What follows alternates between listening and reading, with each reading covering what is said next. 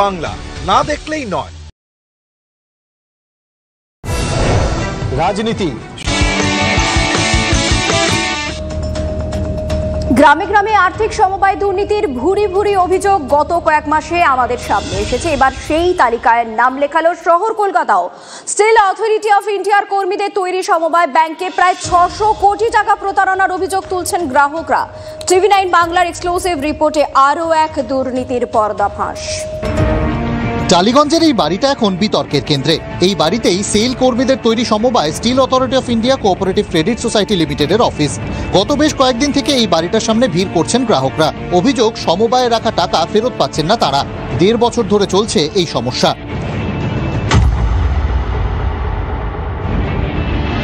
ইনি সুপ্রতীক মিত্র। মা ছিলেন স্টিল অথরিটি অফ ইন্ডিয়ার কর্মী। দীর্ঘ কর্মজীবনের একটা বড় সঞ্চয় স্টিল অথরিটি কর্মীদের সমবায়ে রেখেছিলেন তিনি। কিন্তু মায়ের চিকিৎসার জন্য টাকা তুলতে এসে বারবার ব্যর্থ হয়েছেন ছেলে। মায়ের শরীর খারাপ, কানের প্রবলেম, সেরিব্রাল অ্যাটাক, এসবের সব ট্রিটমেন্টের জন্য যেগুলো টাকা রাখা হয়েছিল সেগুলোর জন্য কিচ্ছু পাইনি। মানে সেগুলো আমাদের বাকি যা সেভিংস ছিল সব শেষ করা হয়েছে। 81 বছরের এই বৃদ্ধও ছিলেন সেলের কর্মী। 10 লক্ষ টাকা জমা আছে, অথচ স্ত্রীর অস্ত্রোপচারের জন্য প্রয়োজনীয় 40,000 টাকা পেতে রোজই দক্ষিণেশ্বর থেকে টালিগঞ্জ আসতে হচ্ছে, আর ফিরে যেতে হচ্ছে খালি হাতে।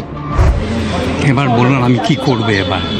তাহলে অপারেশনটা কি হবে কি হবে না? আমরা বাড়ি কি বলেই বা ফিরবো তাও আমি জানি না।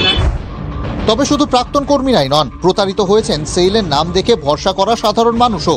এই যেমন শ্রেয়া গঙ্গোপাধ্যায়। প্রতিবেশী এক সেল কর্মীর কথায় আমানত রেখেছিলেন সমবায়ে, এখন পস্তাতে হচ্ছে তাঁকে। আমরা কিন্তু সেলের ব্যাকগ্রাউন্ডের কেউ নই, আমরা পাবলিক সাধারণ মানুষ। বঙ্গভঙ্গের সময় যেরকম ডিভাইড অ্যান্ড রুল, এখানে এবার বলা হচ্ছে সেল অ্যান্ড নন সেল। তাহলে আমাদের টাকাগুলো নিয়ে এত বছর ধরে এনজয় করতে নাকি কে বলেছিল?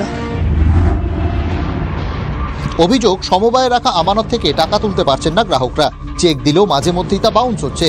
সমবায়ের প্রতিশ্রুতি স্থাবর সম্পত্তি বিক্রি করে টাকা দেওয়া হবে, তবে বারবার প্রতিশ্রুতি দেওয়া হলেও মিলছে না টাকা। বন্ধ হয়েছে অনেক গ্রাহকের মাসিক স্কিমের টাকাও।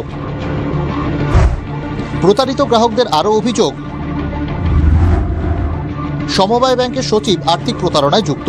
সচিবকে সাহায্য করছেন বোর্ড অব ডিরেক্টরদের কয়েকজন। হাসপাতাল ও গেস্ট হাউসের আড়ালে চলছে আর্থিক তছরূপ। ব্যাপক গরমিল ঢাকতে হচ্ছে না অডিট। গ্রাহকদের পরপর অভিযোগের ভিত্তিতে শুরু হয়েছে তদন্ত। সিআরসিএস, রাজ্য সরকারের পক্ষ থেকে এখানে চিঠি চলে এসেছে। তার মানে একটা বিষয় নিশ্চিত যে কোথাও একটা ঘাপলা অন্তত হয়েছে। তদন্তের দোহাই দিয়ে মুখে কুলু পেটেছেন সমবায়ের সিইও সৌগত রায়।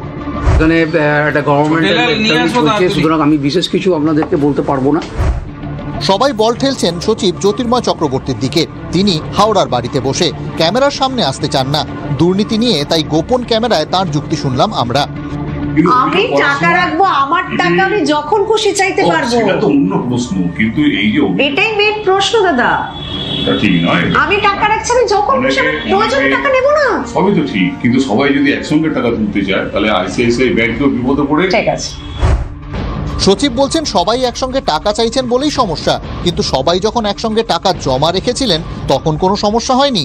নিজেদের প্রয়োজনে কেন টাকার জন্য হন্যে হতে হচ্ছে জনতাকে, সেই প্রশ্নের উত্তর যদিও দিতে পারেননি তিনি।